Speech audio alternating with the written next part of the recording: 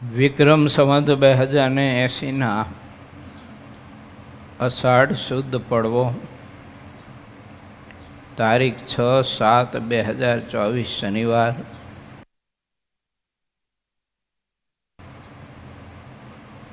આજની કથા શ્રી સ્વામિનારાયણ સંસ્કારધામ ગુરુકુળ ધાંગધ્રાથી પ્રસ્તુત થઈ રહી છે. વારા ભક્તો, 6 દિવસ સુધી સુરત મુકામે નારાયણ મુનિ દેવ અને તાપી મૈયાના કિનારે શ્રી સ્વામિનારાયણ સંસ્કારધામ જોથાણ સુરતથી આ કથા આપણે સૌ કોઈ સાંભળી. આજે રૂપાળા ઘનશ્યામ મહારાજના સાનિધ્યમાં રહીને ભગવદ્ કથા સાંભળવા માટે આપણે એકત્રિત થયા છીએ. મારા ભક્તો, આવતીકાલે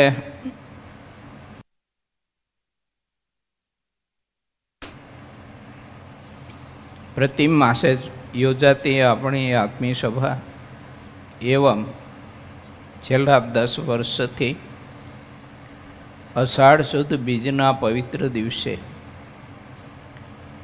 શ્રી સ્વામિનારાયણ સંસ્કારધામ ગુરુકુળ ધાંગધ્રા એવં રથયાત્રા સમિતિ દ્વારા ધાંગધ્રા શહેરમાં ભવ્યતાથી ભવ્ય શ્રી જગન્નાથજીની રથયાત્રા ધામધૂમથી નીકળે છે અને આપણે સૌ કંઈ એનો આનંદ માણીએ છીએ અને હજારો લોકો દર્શન કરી અને કૃતકૃત્યતા અનુભવે છે.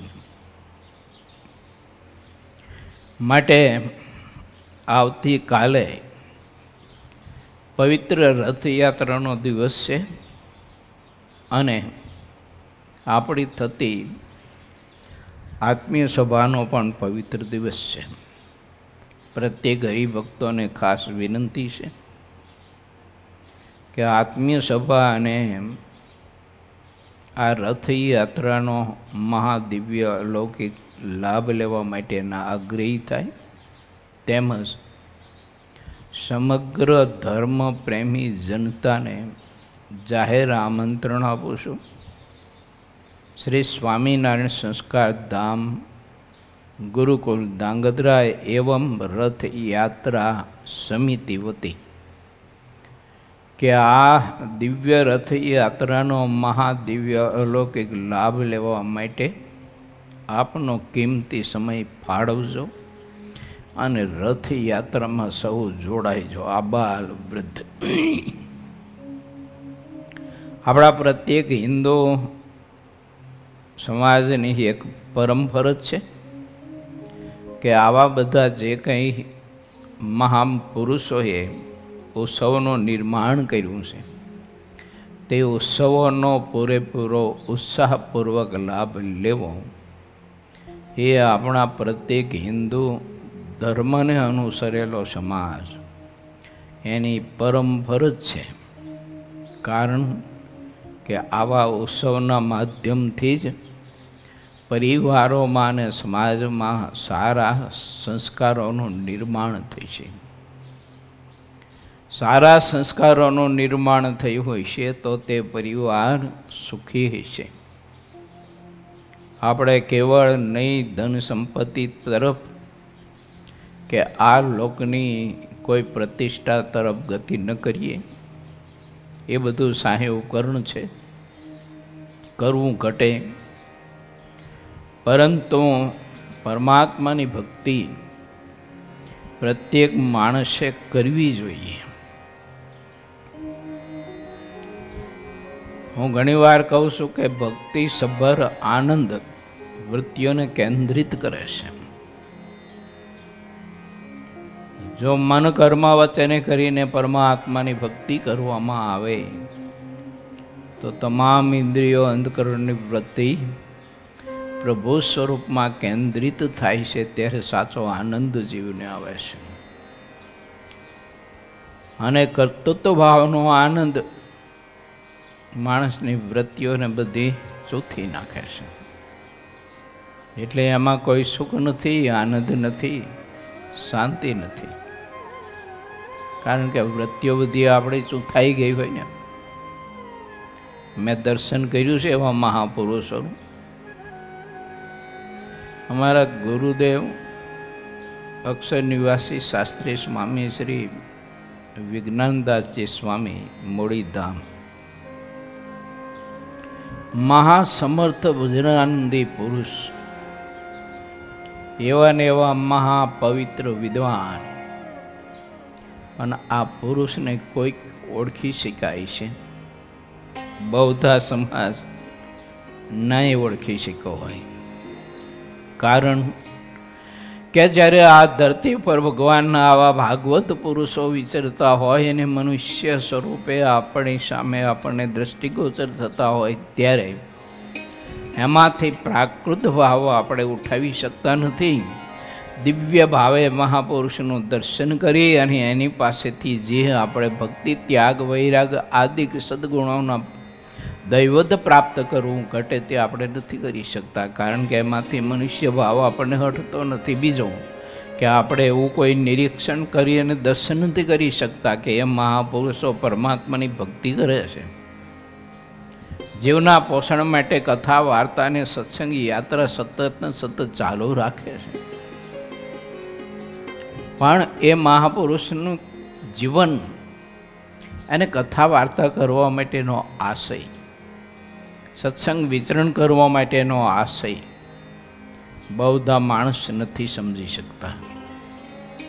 પણ મેં નિજ દર્શન કર્યું કે ભગવાનના ભક્તો હોય, સંતો હોય, એની પાસે કથા વાર્તા કરાય, એના પોષણ માટે ખૂબ જ મીઠી મીઠી વાતો કરે. આમ અહીંયામાં મહારાજનો આનંદ માતો ન હોય એ વાતો કરતા હોય તે દર્શન થતું હોય. એમના શબ્દે શબ્દે એટલું બધું અમૃત ઝરતું હોય. આવું પણ દર્શન કર્યું છે. તેમ છતાંય કોઈ મુમુક્ષુને વિશે એને હિત કે કોઈ પ્રકારનું મમત્વ નહીં. સત્સંગ કરાવવાનું મમત્વ ખરું, ભક્ત તરીકેનું હિત ખરું. અને આ મારો આશ્રિત છે, મારો શિષ્ય છે, મારો ચેલો છે, આવું તો ત્યાગી ગૃહી કોઈ પ્રત્યે કોઈ દિવસ સ્વપ્નમાં સંકલ્પ નહીં થયો હોય. ગોપાળાનંદ સ્વામીનો સિદ્ધાંત જીવનમાં જીવનસાત કરેલો, આચરણમાં લીધેલો. સ્વામી લખ્યું ને કે દયાએ કરી અને મોક્ષના પોષણ માટે વાત કરવી, પરંતુ વાત કરી અને છેટો રહેવું, એના ગુણ દોષમાં બાધ ન પામવો. આ ગોપાળાનંદ સ્વામીનું સૂત્ર અને વિચાર એ અમારા ગુરુદેવના જીવનમાં મેં દર્શન કર્યું છે. મૂળી પ્રદેશનું કોઈ ગામડું બાકી નહીં હોય કે જ્યાં એમને વિચરણ નહીં કર્યું હોય. પણ કોઈ હરિભગત મારો તારો નહીં, કોઈ હરિભગત પ્રત્યે મારી તારી ભાવના નહીં. એક જ સૌ જીવ ભગવાનને પામી જાય, પરમાત્માની ભક્તિ કરે. બીજું કોઈ એમને નવાજે પ્રશંસા કરે કે તમે બહુ ભજનાનંદી પુરુષ છો, મહારાજનું અખંડ અખંડ ભજન કર્યા કરો છો, આવા મહાવિદ્વાન છો, તમે સાધુતાના 30 ગુણ તમારામાં પચાવ્યા છે, તમારા ત્યાગને, વૈરાગને, સમજણને, ધીરતાને, સાધુતા ઓહો આકાશને આંબી જાય એવી છે, વગેરે વગેરે શબ્દથી નિવાજતા હોય. પણ એ પુરુષ એ શબ્દથી, એ ભાવથી જુદા હોય. બોલો, એને અડે નહીં કાંઈ. આપણને તો સારું તરસ સ્પર્શી જાય તો આપણને તો બહુ આનંદ ને સુખ આવે, મોજ આવે. એ તો મુમુક્ષુના પોષણ માટે કથા વાર્તા કરીને ઊભા થઈને નાલતા થઈ જાય પૂરું.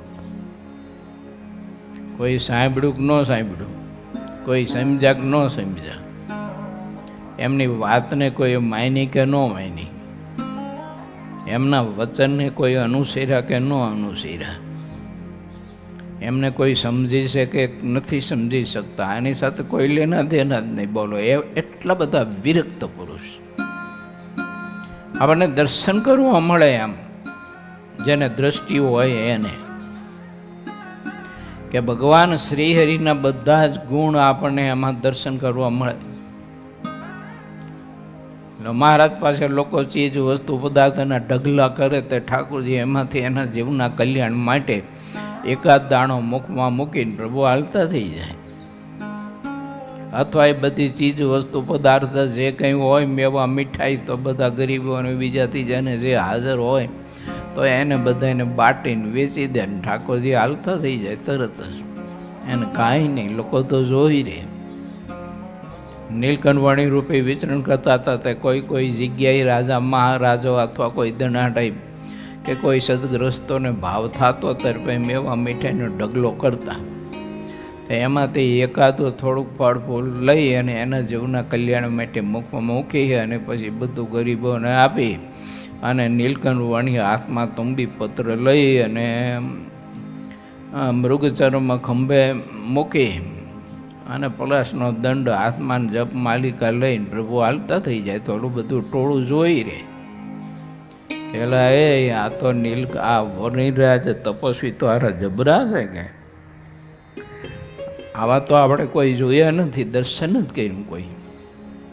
જબરી વાત છે કે આટલા બધા કિંમતી મેવા મીઠાઈ આ બધું હાજર કર્યું, ઢગલો કર્યું, એમાંથી એકાદું ફળ એ સાથે ન લીધું, થોડા ઘણા મેવા મીઠાઈ સાથે ન લીધા. બીજું તો કાંઈ નહીં, પણ મેવા મીઠા હોય તો તુંબડું તો ભલે હોય ને, એમ રસ્તામાં ગમે ત્યાં ખાવા થાય, એમ ભૂખ લાગે તો લોકોને આશ્ચર્ય થતું દર્શન કરીને. આવું દર્શન અમારા ગુરુમાં કર્યું છે. 111 વર્ષ સુધી આ ધરતી ઉપર રહે. બાલ્યકાળને અમુક વર્ષ એમના છેલ્લી ઉંમરના 20 વર્ષ જેવું આપણે જો બાદ કરી નાખીએ તો પણ 90 વર્ષ સુધીની જિંદગી અને 90 વર્ષનો સમયકાળ એમને સત્સંગમાં વિતાવ્યો. મૂળી રાધા કૃષ્ણ દેવની બહુ સેવા કરી. દેવની હરિભગતના સમાજની પણ પોષણ કરવાની બહુ સેવા કરી.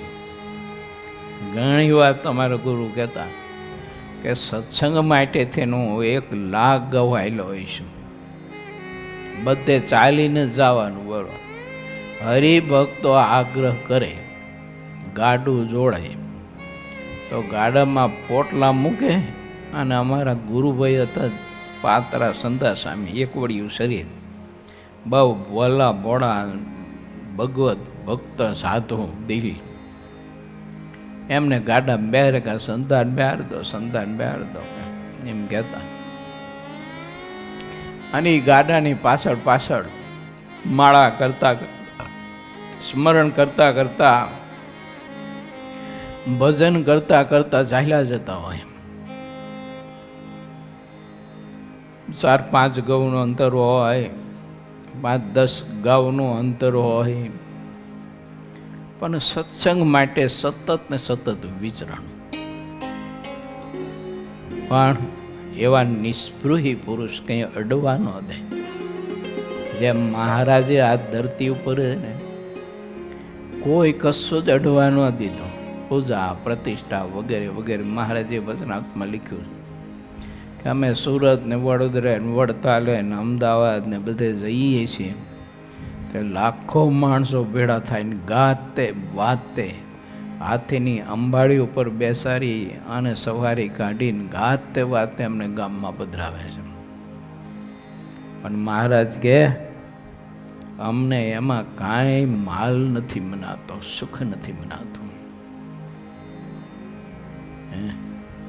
આપણે સૌ કોઈ આવા ઈષ્ટદેવ ભગવાન સ્વામિનારાયણના આશ્રિત છીએ અને ભક્ત છીએ, અને આવા સત્પુરુષો એના આપણે દાસ છીએ. તો આપણે સૌ કોઈ વિચારવું જોઈએ કે આપણા મહાપુરુષો કેવી રીતે જીવન જીવા. એને તુમડા પત્તર રાખવા માટેની જોરી હોય ને, તો એ જોરીનું કાંઈ એને મમત્વ ન મળે, મોહ ન મળે. અને જોરી તમે જો તો ફાટી ગઈ હોય તો થીગડા માર્યા હોય ને કાં તો ગાંઠ વાળી દેતી હોય. કાંઈ કોઈ ચીજ વસ્તુ પદાર્થની કોઈ પણ કામના જ ન મળે, કશું જ નહીં. અને બપોરે મધ્યાહન સમયે એક વખત જમે, છેલ્લી ઉંમર હતી ત્યારે પછી સાંજે થોડી ખીચડી ને છાશ લે. બાકી મોઢામાં કંઈ નાખવાનું આવે નહીં, બોલો કશું જ. સિઝન હોય ને ત્યારે પછી સંતો આગ્રહ કરે તો 1 કે 2 કેરીના ફળ લે. એટલે દ્રાક્ષની સિઝન હોય તો થોડાક 10-12 દાણા દ્રાક્ષના લે. આ બાકી બીજું કશું જ કંઈ મોઢામાં નહીં નાખવાનું, આચર કુચર કશું જ નહીં. અને અખંડ ભજન કરતા, અખંડ ભજન કરતા. એ ભજનનું દૈવત છે ને, એનું દર્શન કર્યું છે મેં. એમની વૃત્તિઓ એટલી બધી સ્થિર વૃત્તિઓ. ભજન કરતા હોય, શાસ્ત્ર અધ્યયન કરતા હોય, સત્સંગ કરતા હોય, કરાવતા હોય, પરિક્રમા કરતા હોય, દંડુટ કરતા હોય. આ પ્રત્યેક ક્રિયામાં દર્શન કર્યું છે મેં. એટલી બધી વૃત્તિ એમની કેન્દ્રિત, આપણે આમાં અનુભવાય, દેખાય, દર્શન થાય કે આમને ખુલ્લી આંખે કે હાલતા કે ચાલતા, દંડુટ કરતા કે પરિક્રમા કરતા, કથા વાર્તા કરતા કે શાસ્ત્ર અધ્યયન કરતા કે પોઢ્યા હોય તો પોઢતા, એમની બધી જ વૃત્તિઓ મહારાજની મૂર્તિમાં કેન્દ્રિત દેખાય, આપણે અનુભવાય. જેને ભગવાનને પામી જવાની ભૂખ હોય ને, અને જેને ભગવાનના સંતનું મહાત્મય હોય ને, એને દેખાય. બધાને ન દેખાય. આખી જિંદગી ભેળો રહેતો ઓલાનું ડોબાજી હવે શું ખબર પડે? કશું ન પડે. એને શું ખબર પડે? એને કંઈ ભગવાનને પામી જવાનું કંઈ હોય નહીં, એને કંઈ ભગવાનના સંતનું મહાત્મ્ય કંઈ હોય નહીં.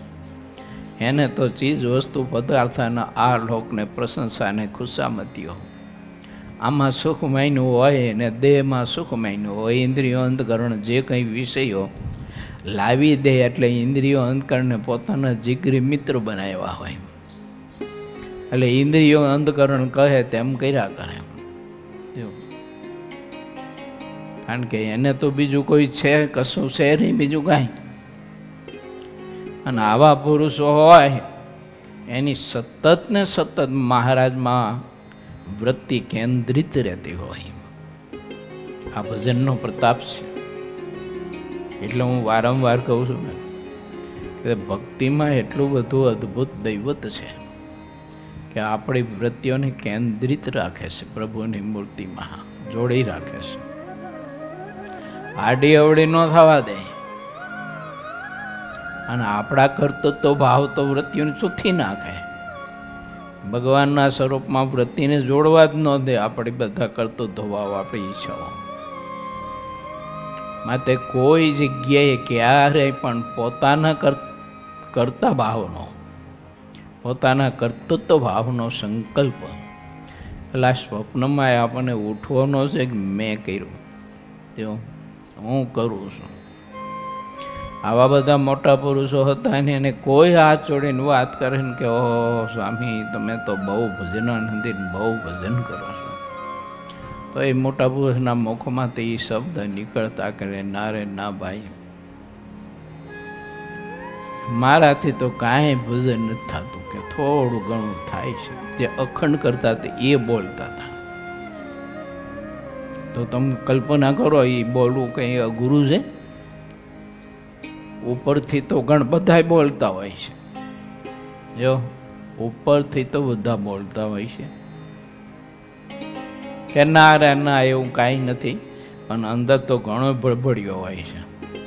જો અંદર તો બહુ ચૂપ બેન બધું બેઠું હોય છે, માન ને ખુશામતી પ્રશંસા બહુ મીઠું લાગતું હોય છે. જો કોઈએ ના વખાણ કર્યા હોય તો અંદર તો આરી આગ લાગતી હોય, બળતરા થતી હોય કે મેં એટલું કર્યું તો આ લોકોને કંઈ ગણતરી જ નથી, તે આરા કંઈ બિરદાવતા જ નથી. અંદર તો બળબડિયો ગણ્યો હોય. સાધુતાનું સાચું દર્શન કરતા તો કોઈકને જ આવડે, બાકી ઉપરના વેથી આવું જાણતા હોય. આપણું કંઈ કામ થયું હોય તો આપણે મોટા પુરુષ માની, જો આ લોકોનો કોઈ સંકલ્પ કંઈક હોય ને તો એ પૂરો થયો હોય તો આપણે માની લો ફલાણા ફલાણા સંત બહુ મોટા પુરુષ હોય, એમને વચન કહ્યું હતું તે પ્રમાણે મારું કામ થઈ ગયું, એટલે આપણે એને મોટા માની સામર્થ્યનો ઐશ્વર્યથી. ભગવાનનો કેટલો સંબંધ છે એની તો ગંધ ન આવે આપણને, આખી જિંદગી ભેળો રહેતો ન આવે ગંધ. અને એ પકડવું એ સંતની સમજવાની અને ઓળખવાની સાચી ઓળખાણ કહેવાય, એને સાચા અર્થમાં આપણે ઓળખા કહેવાય. અને એવા પુરુષની જો એવી ઓળખાણ હોય તો એની વૃત્તિઓ છે એનું દર્શન જીવ કરી શકે કે મારી વૃત્તિ અને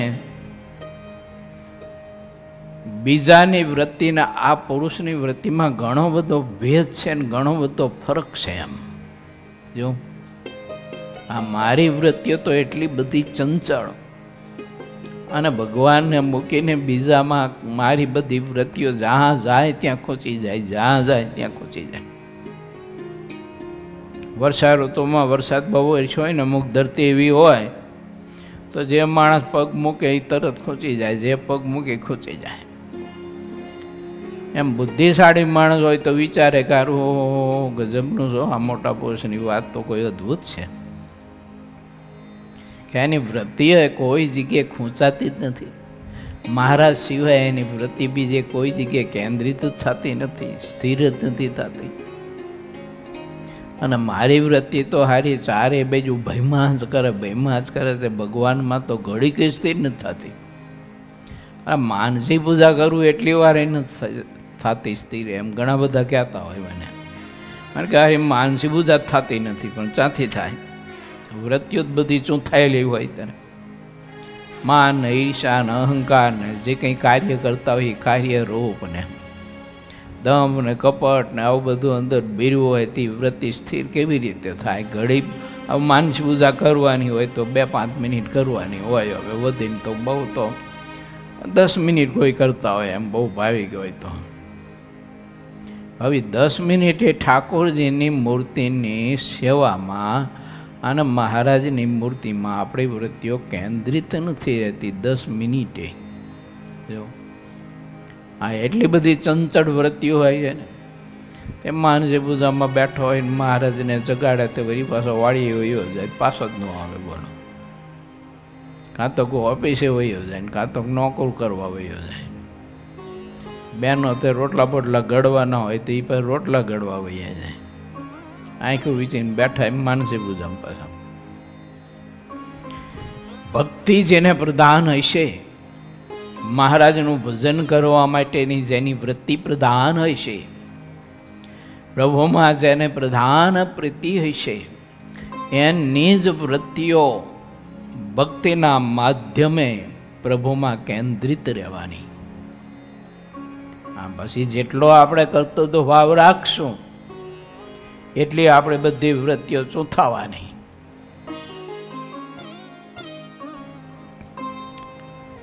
ભગવાન શ્રી હરિએ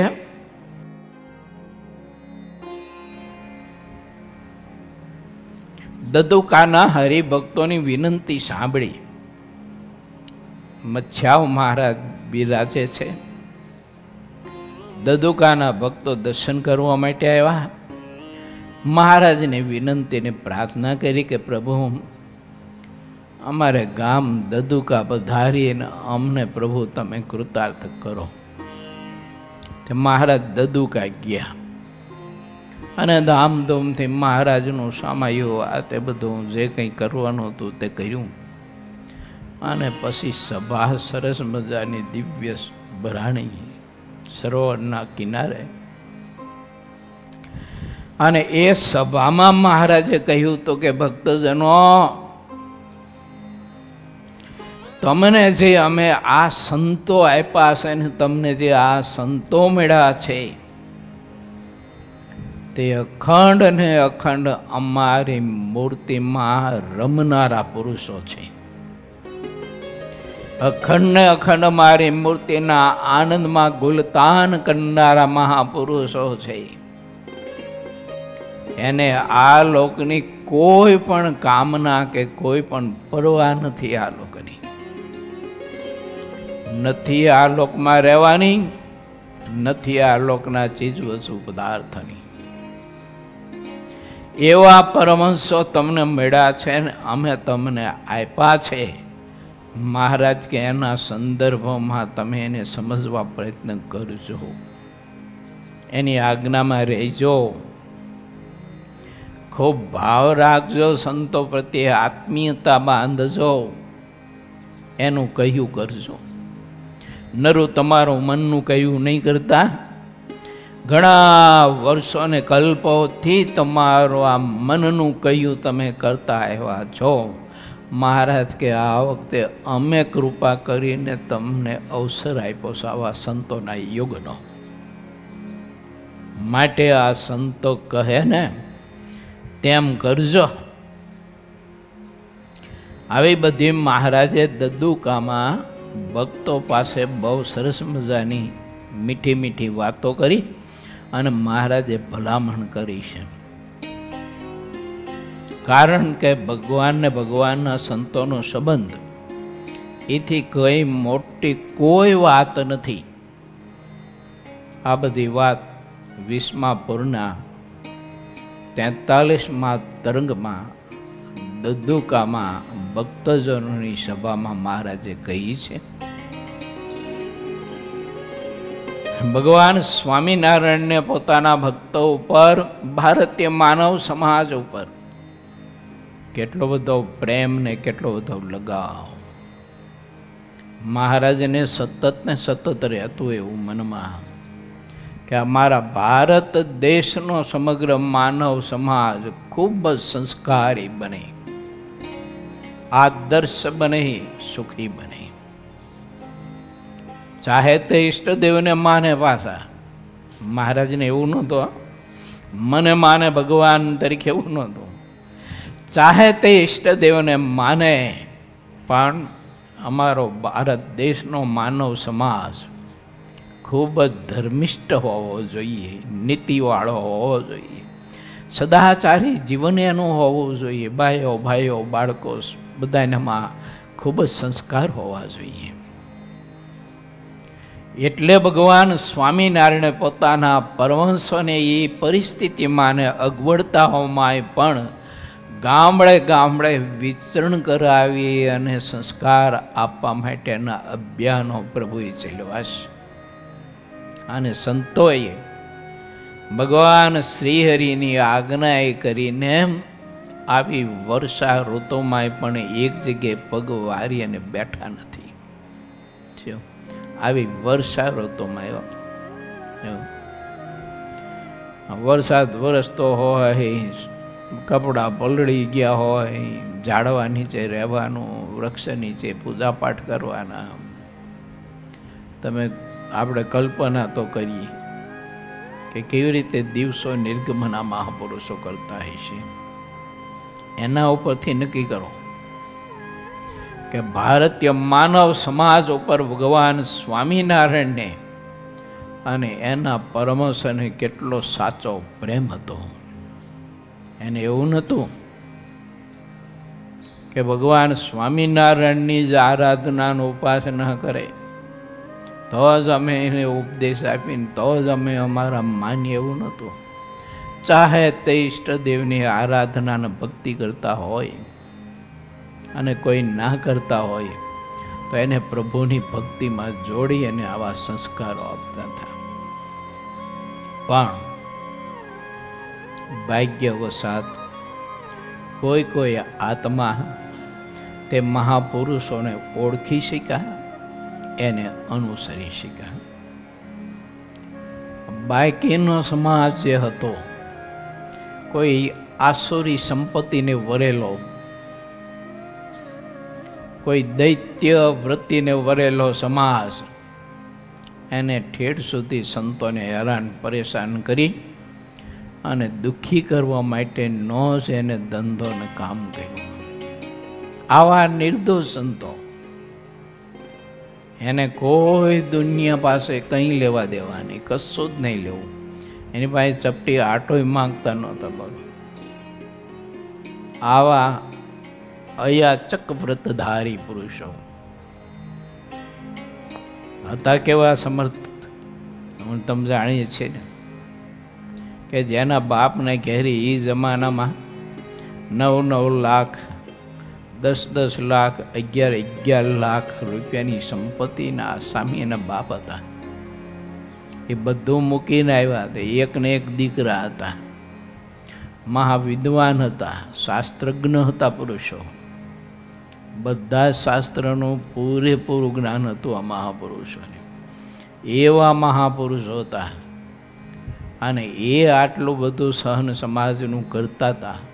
તો એના ઉપરથી નક્કી કરીએ આપણે કે ભગવાન સ્વામિનારાયણની આજ્ઞા કરીને એ મહાપુરુષોના હૃદયમાં કેવો પ્રેમ સમાજ પ્રત્યે હતો અને સમાજનું કેટલું હિત ઈચ્છતા હતા કે અમારા ભારત દેશનો આ સમાજ આવા વ્યસનથી કેટલો પીડાય છે, આવા દુષ્કર્મથી કેટલો બધો દુઃખી થાય છે. જંગલમાં કે જળમાં પ્રકૃતિના નિર્દોષ આનંદને માણતા કોઈ પણ પશુ હોય એની કેટલી ક્રૂરતાથી હિંસા કરે છે. એને ખબર નથી કે આ કર્મનું ફળ મારે જ્યારે ભોગવવાનું આવશે ત્યારે મને આંખમાં આહું પણ નહીં મળે રડવા માટે. આવું કંઈ જ્ઞાન હતું નહીં તો આજે હું કરે ને માણસ. ત્યારે સંતોને મનમાં એમ થતું કે આ સમાજને સાચી દિશા બતાવીએ તો આ કુકર્મથી જીવન એનું બચે, સુકર્મી થાય, સદવિચારી થાય, અસદવિચારોથી પાછો વળે તો પરિવારે સહિત આ સમાજ કંઈક સુખી થાય. એના માટે પરમહંસો ભારતીય સમગ્ર માનવ સમાજને સદવિચારો પોતાના છેલ્લા શ્વાસ સુધી આપતા રહ્યા. અને જે આત્મા સમજી શક્યા, એના વચનને અનુસરી શક્યા, તે બધા આત્માઓ દેવ અને ઈશ્વર જેવા પવિત્ર થયા. એનું જીવન એટલું બધું આદર્શ બન્યું, આ લોકમાં સર્વાંગી રીતે સુખી થયા. કેમ? તો વ્યસનો છૂટ્યા, જીવ હિંસા કરવાની આદત છૂટી, ચોરી અને લૂંટફાટ કરવાની આદત છૂટી, મહેનત કરી અને પરસેવો વાળીને પછી પેટ ભરતા થયા. પહેલાં બીજાના પેટ ફોડીને પોતાનું પેટ ભરતા હતા. એના બદલે પરસેવો વાળી અને પછી પોતાનું પેટ ભરતા થયા. ત્યારે એને ખ્યાલ આવ્યો કે માનવ તરીકે પરમાત્માએ ભરતખંડ જેવા પવિત્ર દેશમાં જન્મ આપ્યો અને અમે તો કેવું ગંધાતું અને ક્રૂર જીવન જીવતા હતા. આજે અમને ખ્યાલ આવ્યો કે માણસ તરીકેનું જીવન કેવું હોવું જોઈએ, માણસના વિચારો કેવા હોવા જોઈએ, એની દૃષ્ટિ કેવી હોવી જોઈએ, એનું કર્મ કેવું હોવું જોઈએ, એનું ચાલવાનું કેવું હોવું જોઈએ, એને બેસવાના સ્થાન કેવા હોવા જોઈએ. આ તો અમને ખબર જ નહોતી. અમે તો ચોર અને ચૌટે જ્યાં ત્યાં બેસીને આખા ગામની નકરી નિંદાઓ કરતા હતા, ન કરવાના બધા કર્મ કરતા હતા, નિર્દોષ પ્રાણીઓની હિંસા કરતા હતા. કોઈ ભગવાનના સત્પુરુષો નીકળ્યા હોય તો અમે એની ઠેકડી કરતા હતા, એને અમે પરેશાન કરતા હતા, એની જોરીઓ અને તુમડા પત્ર અમે લૂંટી લેતા હતા, એના પુસ્તકો અમે લૂંટી લઈને ફાડી અને તોડીને કાં તો હળગાવી નાખતા હતા. આવા ઘોર કર્મ અમે કરતા હતા. આજે અમને ખ્યાલ આવ્યો કે મનુષ્ય તરીકે માણસે જીવન કેવું જીવવું જોઈએ. ઠીક છે, કોઈને મદદ કરવાની બાજુ પર મૂકે માણસ, પણ કોઈને હેરાન અને પરેશાન ન કરે, દુઃખી ન કરે. કોઈ ઉપર ખોટા અભિશાપો નાખી અને માણસ કોઈની શક્તિને રૂંધે નહીં. સમજાય તો વાત કરું કે આપણા એવા કોઈ પણ ભારતીય સંત હોય કે જેને ભગવાનનો અખંડ સંબંધ છે અને સમગ્ર સમાજનું કલ્યાણ ઈચ્છે છે, એવા મહાપુરુષનો દ્રોહ કરી, નિંદા કરી, અભિશાપો ખોટા નાખી પરમાત્મા એને આપેલી માનવ કલ્યાણ માટેની જે કંઈ શક્તિઓ અને પ્રકાશ એને રૂંધવો તે સમગ્ર ભારતીય માનવ સમાજનો દ્રોહ છે, આખા દેશનો દ્રોહ છે, એક વ્યક્તિનો નથી. કારણ એ સંત કોઈ વ્યક્તિના નથી, એ સંત પરમાત્માના છે, પરમાત્માની સૃષ્ટિના છે. આ દેશની સૃષ્ટિ તે પરમાત્માની સૃષ્ટિ છે અને એ સંતનો દ્રોહ કરવો એટલે પરમાત્માની સૃષ્ટિનો દ્રોહ છે, સમગ્ર માનવ સમાજનો દ્રોહ છે. ભલે સમજાય નહીં એને, કારણ કે બુદ્ધિ જેની શાપિત થઈ હોય અને જે આસુરીને દૈત્ય વૃત્તિને અનુસરેલો સમાજ હોય એને તો કેમ સમજાય?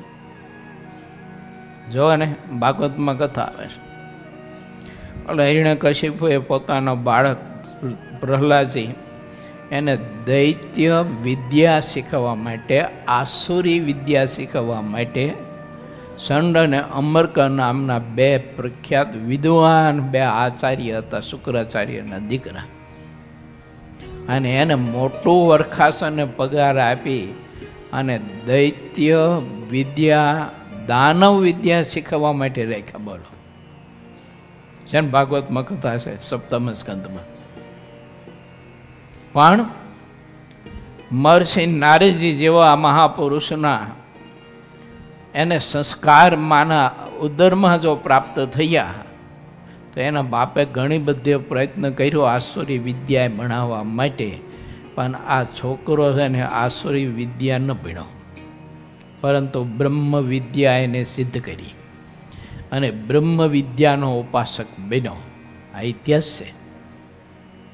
માટે કોઈ આપણને આસુરી વિદ્યા, કોઈ આસુરી ક્રિયા, કોઈ આસુરી પ્રવૃત્તિ એમાં જોડવાનો પ્રયાસ કરે ત્યારે સમજવાનો કે આ તો હિરણ્યકશિપુનો બાપ છે, એની વાત ન મનાય.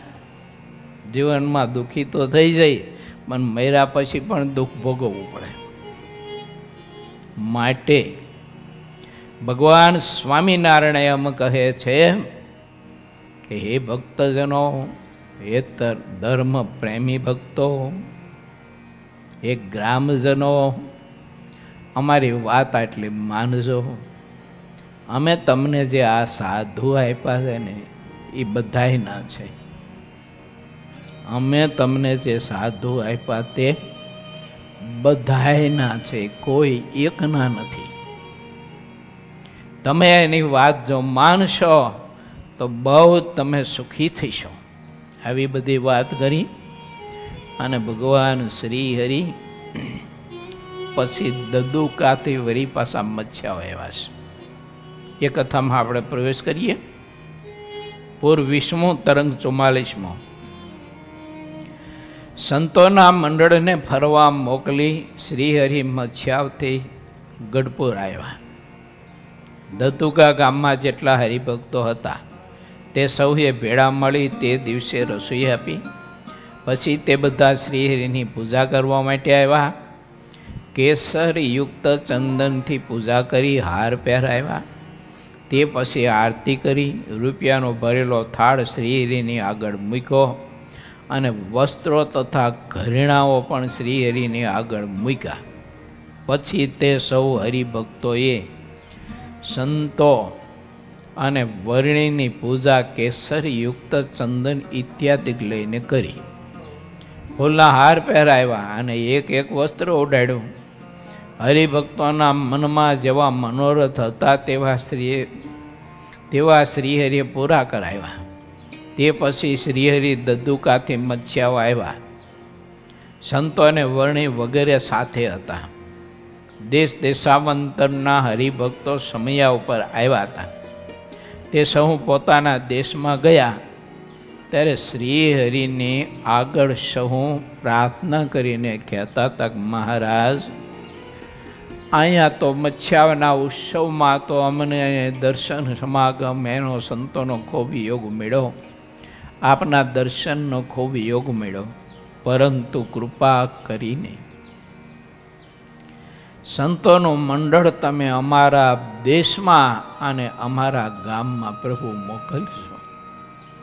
અમારાથી થાય એટલી અમે સંતોની સેવા કરી અને સમાગમ કરીને અમારામાં રહેલી જે કંઈ ઉણપ હોય ને કાચબ હોય તો એ બધું ટાળી અને પ્રભુ તમે જેવા ઈચ્છો છો એવા અમે તમારા દાસ બની શકીએ. બાકી અમે તમારા એવા દાસ બની શકીએ એવું કંઈ અમારામાં કોઈ નોલેજ નથી, જ્ઞાન નથી. સંતોને મોકલજો. અમને સમજાયું છે કે આવા સંતો તો મહારાજા, સમ્રાટો, ચક્રવર્તી, સર્વભૌમ સમ્રાટો એને પણ દુર્લભ છે. માટે મહારાજ અમારી પ્રાર્થના એટલી સાંભળજો બાપ, સંતોને તમે અમારા દેશમાં મોકલજો. સંતો સત્સંગનું મૂળ છે. સિદ્ધાનંદ સ્વામીના શબ્દ છે. સત્સંગનું મૂળ સંતો છે. તે સિવાય બીજું કોઈ નથી. સંતો સિવાય ભગવાનની પ્રાપ્તિ કરાવવાનું બીજું કોઈ મૂળ જ નથી. હોય તો આપણે ગોતી, છે જ નહીં તે ક્યાં મળે તમને. માટે સત્સંગમાં બીજી બધી સંપત્તિ કે સત્તાઓ કે બીજું ત્રીજું સ્થાનો જે હોય તે એની કરતાં સંતોનું મૂલ્ય અધિક માનવ સમાજે સમજવું જોઈએ. સંત કરતાં સંસ્થા, સંત કરતાં સ્થાન, સંત કરતાં સંપત્તિ, સંત કરતાં પરિવાર, સંત કરતાં સમાજ અને સંત કરતાં પોતાનું શરીર અધિક ક્યારેય પણ ન મનાવવું જોઈએ.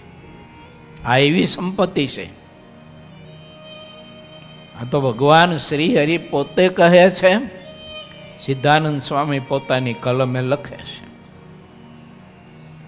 ભગવાનના સ્વરૂપમાં પ્રેમ કરાવે તેવા સંતોમાં સહજ ગુણ હોય છે.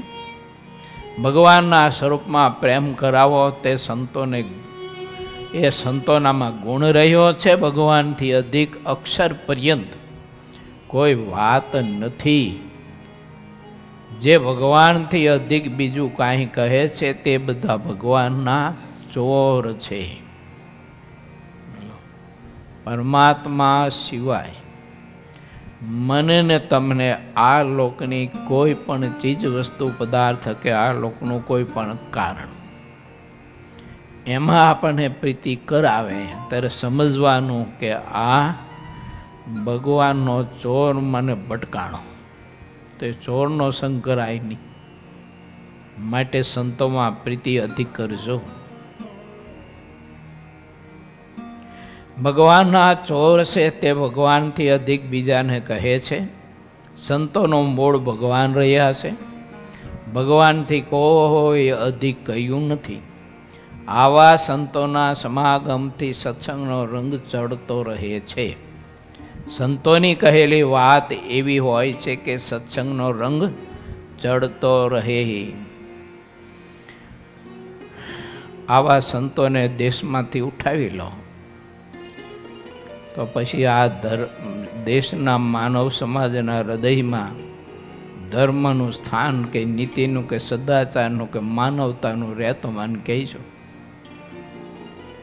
આવા સંતોને આપણે ઉઠાવી લઈએ, આવા સંતોને આપણે સાઈડમાં કરી નાખીએ અને પછી આપણામાં ધર્મ નીતિ કે આ તે બધું રહેતો કહીજો. લો, હું જે વાત કરી રહ્યો છું તે ભગવાન સ્વામિનારાયણે માનવ સમાજને જે મૂલ્ય સમજાયું છે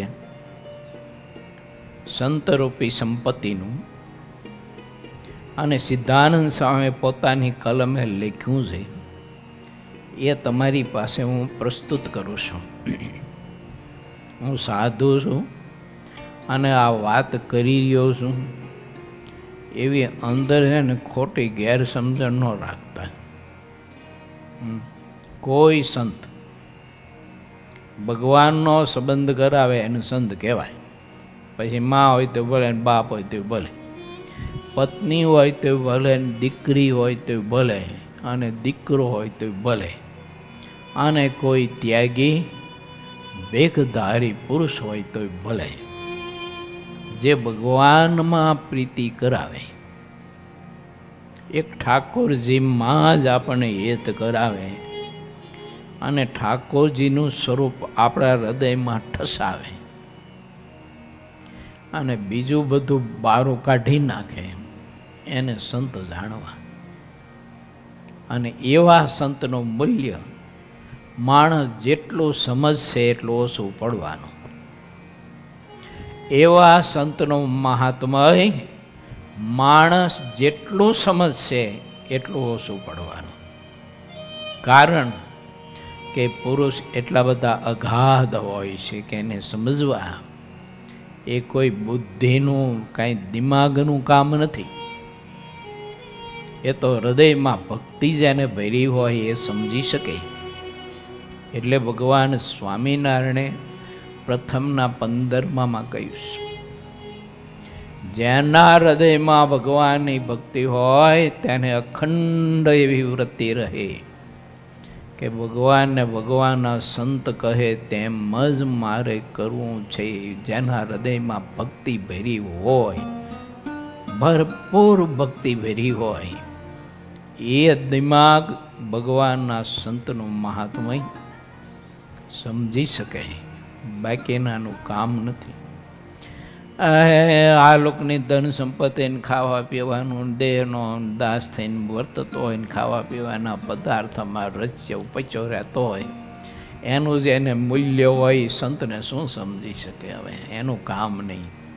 જો વિષય વાસના જેનામાં ભરી હોય આ લોકની નગરી, એને ભગવાનના સંતને સમજવાનું કામ નહીં. ચાંચ જ ન ખૂંચે મારા બાપ એની.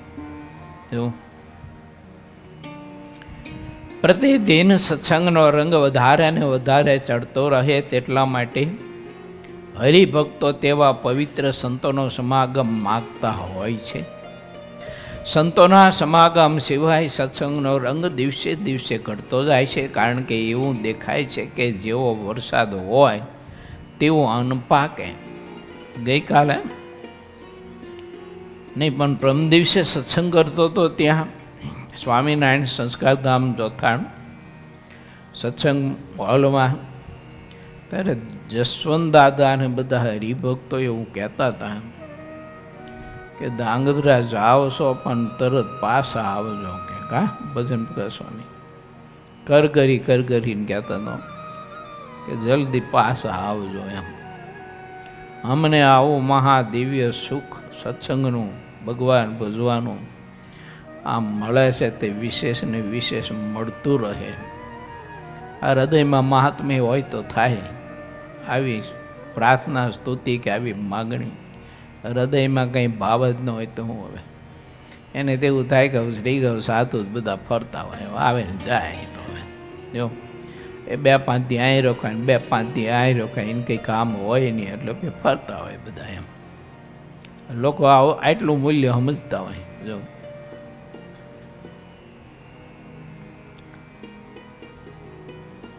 હરિભક્તોએ શ્રી હરિ આગળ જે વાત કહી તે વાત શ્રી હરિએ સંતોને કહી.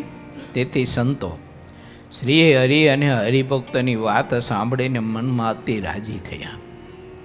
જેવો દેશ હોય તેવા સંતોના મંડળ શ્રી હરિએ વિચરણ કરવા કહી સંભળાયું. પછી સંતો રાજી થઈને ચાલતા થયા. મુક્તાનંદ સ્વામી ને બ્રહ્માનંદ સ્વામી એ 2 સદગુરુને અને પરમાનંદ સ્વામીને મંડળ બાંધીને સુરત બંદર મોકલા. નગરજનોનો જેવો ભાવ હતો તેવા સંતો મોકલા. શ્રી હરિ સંતોને મોકલીને હરિભક્તોનો જેવો ભાવ હોય તેને દેખતા હતા. લો, સુરતના હરિભક્તની સ્તુતિ મેં તમને કહી અને મહારાજે સુરત જ આ મંડળ મોકલા. બ્રહ્માનંદ સ્વામી, મુક્તાનંદ સ્વામી, પરમાનંદ સ્વામી. મોટું સિટી ભાવિક ખરો ને, તેમ મહારાજે ત્યાં મોકલ્યા એમને સત્સંગ માટે. હરિભક્તોના દિલમાં શ્રીહરિને પોતાના ગામમાં પધરાવાના ખૂબ ભાવ હોય છે. તે ભાવ જેવો હતો તે જ્યારે સંતો ત્યાં ગયા ત્યારે પૂર્ણ હરિભક્તોએ પ્રગટ કર્યો. શ્રીહરિ જે કોઈ પણ શહેરમાં જતા હતા ત્યારે ભક્તજનોનો ભક્તિ ભાવ એ દેખીને જ્યાં જેવી રીતે ભાવ રહે તેવી રીતે પ્રબંધ કરીને મહારાજ બધી વ્યવસ્થા ગોઠવતા. શ્રીહરિ તે શહેરમાં પ્રવેશ કરતા એવી શ્રીહરિની રીતિ હતી. સહુ લોકોના નાડી પ્રાણ છે તે તો શ્રીહરિના હાથમાં છે, છતાં પણ મનુષ્યની જેવી રીતો હોય તેવી શ્રીહરિ પણ દેખાડતા. પોતે સહુથી મહાન હોવા છતાં પણ મનુષ્યની રીત પ્રમાણે ચાલતા. આ રીતે વર્તવું તે શ્રીહરિ માટે સૌથી કઠણમાં કઠણ વાત દેખાય છે. ભગવાન સિવાય બીજા કોઈ આવી મોટપને સહન કરી શકતા નથી. બહુ કઠણ કામ છે. માન, પૂજા, પ્રતિષ્ઠા, મેવા, મીઠાઈ, ફળ, ફૂલ વગેરે વગેરે સહન કરવું અઘરો વિષય છે. માણસ બંધે જાય એમાં. ધર્મના દુલારા એવા શ્રીહરિ જ્યારે ગઢપુર જવા તૈયાર થયા ત્યારે ઉપર કહેલા સદગુરો મચ્છાવ ગામથી સુરત જવા ચાલ્યા. શ્રીહરિ શિયાળ ગામ આવ્યા. ત્યાંના હરિભક્ત એક વણિક માધવ શેઠ હતા. તેનો ભાવ જોઈને ત્યાં રસોઈ કરાવી. શ્રીહરિ જ્યારે રસોઈ જમી રહ્યા પછી ચાલતા થયા તે વખતે નિત્યાનંદ સ્વામી અને આનંદાનંદ સ્વામી શ્રીહરિની પાછળ પાછળ આવતા હતા. ભગુજી આદિક જે પાર્ષદો હતા તે પણ શ્રીહરિની પાછળ ચાલતા હતા અને સહુ રોજકામાં આવીને રાત રહ્યા. રોજકામાં દેવદાસ નામે એક ચારણ હરિભક્ત હતા. શ્રીહરિ તેને ઘેર આવીને ઉતર્યા. મુકુંદાનંદ વર્ણીએ રસોઈ તૈયાર કરી ત્યારે શ્રીહરિ આનંદપૂર્વક જેમાં પોતાની સાથે જે સવારો હતા તે બધાને પણ જમાડ્યા. થાક લાગી ગયો હતો એટલે સૌ સૂઈ ગયા. જ્યારે અધરાત થઈ ત્યારે પાર્ષદો પાછળ રહી ગયા હતા તે આવ્યા. સાંજની જે રસોઈ વધી હતી ને તેનાથી પાર્ષદોને જમાડ્યા. રાત પાછલો એક પહોર બાકી રહ્યો ત્યારે શ્રીહરિ રોજકાથી ચાલતા થયા. પોતે અશ્વ ઉપર સવાર થયા હતા અને તે વખતે ત્યાંથી કાર્યણી આવ્યા. વસ્તા ખાચરને ભવને રસોઈ કરાવીને શ્રીહરિ જેમાં ત્યાં પાર્ષદો જમી રહ્યા. પછી શ્રીહરિ ત્યાંથી ચાલતા થયા. પછી ઘનશ્યામ શ્રીહરિ ગઢપુર ગામ આવ્યા. ત્યાં જેટલા હરિભક્તો હતા તે શ્રીહરિની સન્મુખ આવ્યા. શ્રીહરિ દાદા ખાચરના દરબારમાં પોતાના સ્થાનમાં નિવાસ કરીને રહ્યા. શ્રીહરિ નિત્યાનંદ સ્વામીને પોતાની સાથે લાવ્યા હતા અને પછી પ્રાગજી દવેની પાસે ઘણા ઉત્સાહથી શ્રીમદ ભાગવત વાંચવાનું શરૂ કરાવ્યું. શ્રી હરિ ભાગવત સાંભળવાની મહારાજને ઘણી બધી જ ઈચ્છા હતી. શ્રી હરિએ દાદા ખાતર માટે ઘણા સારા ઉગમણા બારના બંને ઓરડા બંધાવવાનો પ્રારંભ કરાવ્યો. માણસા ગામના ગંગારામભાઈ નામે એક સુતાર હતા. તેઓ પાકા હરિભક્ત હતા અને સુતારી કામમાં ઘણા નિપુણ હતા. તેમણે શ્રીહરિએ ગઢપુરમાં બોલાવ્યા. શ્રીહરિના બોલાવાથી ઉનાવા ગામના હરિભક્ત હરખા સુતાર પણ તેમની સાથે ગઢપુર આવ્યા. દેવરાજભાઈ નામે ગોંડલના એક કડિયા તે સમયે ગઢપુરમાં આવીને રહ્યા હતા. દેવરાજભાઈના પુત્રનું નામ પુંજાભાઈ હતું અને પુંજાભાઈના પુત્રનું નામ નારાયણ હતું. ઇતિ શ્રી સહજાનંદ સ્વામી શિષ્ય સિદ્ધાનંદ મુનિ વિરચિત શ્રી હરિચરિત્રામૃત સાગરના મીસપુરમાં સંતોના મંડળને ફરવા મોકલી શ્રીહરિ મચ્છાઓથી ગઢપુર આવ્યા. એ નામે 44મો તરંગ સમાપ્ત થયો.